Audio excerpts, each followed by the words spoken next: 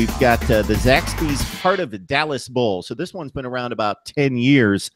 We've got West Virginia taking on Utah out of the Pac-12. So this is going to be a common theme for the Big 12 taking on the Pac-12.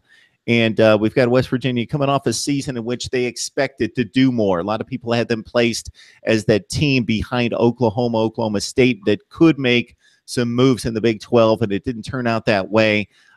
Will Grier on the shelf during the latter portion of the season didn't help, and the offense really suffered.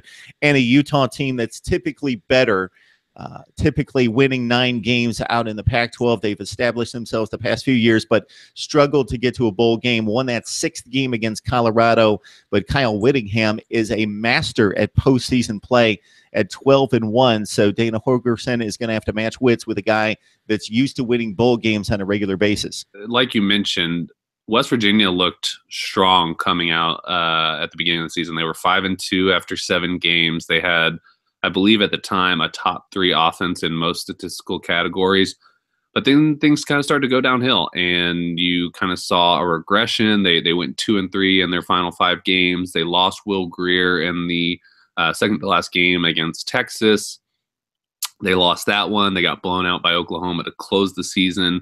The backup quarterback for West Virginia, I believe it's pronounced Chugunov, Chris Chugunov, is serviceable, but to be honest, he is probably not ready for this offense, for this kind of level of competition. He needs more time. I wouldn't be surprised if West Virginia actually looks for another transfer, maybe a JUCO in the offseason to help bring in some competition. But without Will Grier, this is just a completely different team. I mean, he really was the engine that made West Virginia go. And so without him, I don't feel very confident about their chances. But like you said, this is not a normal Utah team.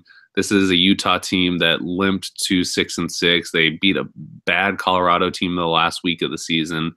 They have, Kyle Whittingham, like you mentioned. He's a really good coach. He gets his teams up for bowl games, but it's really kind of hard to know what to expect out of this game when you're dealing with a backup quarterback and underachieving Utah team. This could be kind of a sloppy, messy, not very well put together game. And so I really don't have a great feel for this game, but I would expect West Virginia to struggle to move the ball unless they just really lean on their running game. They have a really, really good running back core. Justin Crawford leads that, and he's kind of the engine that they'll have to rely on without Will Grier. They still have great receivers and David Sills leading the way, but without Grier, it's hard to see them being super effective on offense. So I kind of like Utah a little bit in this one, but it's just kind of hard to pick with the backup quarterback in. So the Utes have a couple of quarterbacks in play in this one. They've got Troy Williams, who've got Tyler Huntley, and Huntley right now has gotten the bulk of the playing time. Williams was the starter. They vied back and forth, but Huntley kind of wrestled it away. 15 touchdowns, 10 interceptions. They've got a 1,000-yard back in Zach Moss, who's been around, backed up Joe Williams most recently and took over the starting job this season.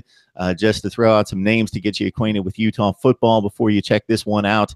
And also Darren Carrington should eclipse 1,000 yards on the season in the bowl game at wide receiver with over 70 receptions. He came over from Oregon, where he was successful in gaining a ton of yardage and playing time as an Oregon Duck when they were really good, going to national championship games out of football, and transferred to Utah for that graduate transfer last season. So the Utes come in at 6-6 against West Virginia.